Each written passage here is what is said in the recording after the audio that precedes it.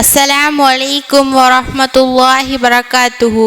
या अय्युहन्नास इत्तक़ू रब्बकुमुल्लज़ी खलक़कुम मिन नफ्सिन वाहिदा व खलक़ मिन्हा ज़ौजहा व बज़्ज़ मिन्हुमा रिजालन कसीरन व निसाअ वत्तक़ुल्लाहल्लज़ी तसाअलून बिही वल अर्हाम इन्नल्लाह कान अलैकुम रक़ीबा।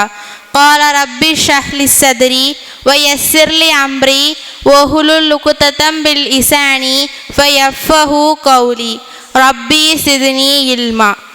நாமெல்லாம் இங்கு மனித சமுதாயமாக படைக்கப்பட்டு இறைவனால் நேர்வழி காட்டப்பட்டவர்களாக மறுமையுடைய வெற்றி எதிர்பார்த்தவர்களாக நாமெல்லாம் இங்கு வாழ்ந்து கொண்டிருக்கின்றோம்.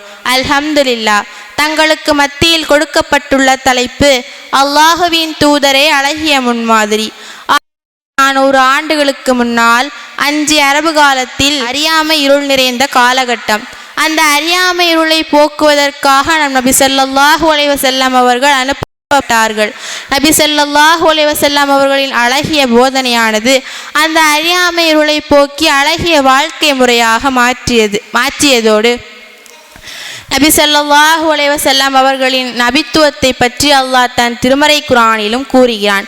நபித்துவம் கிடைப்பதற்கு முன்பும் சரி பின்பும் சரி நபி ஸல்லல்லாஹு அலைஹி வஸல்லம் அவர்கள் அழகிய நற்குணம் நிறைந்தவர்களாகவும் முன்மாதிரியாகவும் இருந்தார்கள். இதை பற்றி அல்லாஹ் தன் திருமறை குர்ஆனில் 33வது அத்தியாயம் 21வது வசனத்தில் லக்கது கான லகும் ஃபீ ரசூலுல்லாஹி உஸ்வத்துல் ஹஸனா, அல்லாஹுவையும் இறுதி நாளையும் நம்பும் உங்களுக்கு அல்லாஹுவின் தூதரிடம் அழகிய முன்மாதிரி இருக்கிறது. சற்று சிந்தித்து பாருங்கள். நபி ஸல்லல்லாஹு அலைஹி வஸல்லம் அவர்கள் நம்மில் சிலர் நடிகர் நடிகைகளையும் வேறு சிலரையும் பின்பற்றி கொண்டு பாவத்தில் மூழக்கூடிய செயல்களை செய்து கொண்டிருக்கின்றனர். வ இன்னக அலா குல்கில் அலீம், நீர் மகத்தான நற்குணத்தில் இருக்கிறீர். அல்லாஹுவே நபி ஸல்லல்லாஹு அலைஹி வஸல்லம் அவர்களை புகழ்ந்து கூறுகின்ற அளவிற்கு நபி ஸல்லல்லாஹு அலைஹி வஸல்லம் அவர்கள் அழகிய நற்குணங்கள் நிறைந்தவர்களாக இருந்தார்கள். பொறுமையும் மென்மையும்.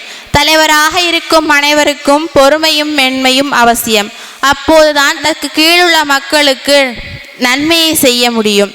அவர்களின் செயல்களில் சில சமயங்கள் கோபத்தை ஏற்படுத்தும் விதமாக இருக்கும்போது அதை பொறுமை காத்து மென்மையுடன் அவர்களை நல்வழிப்படுத்த முடியும்.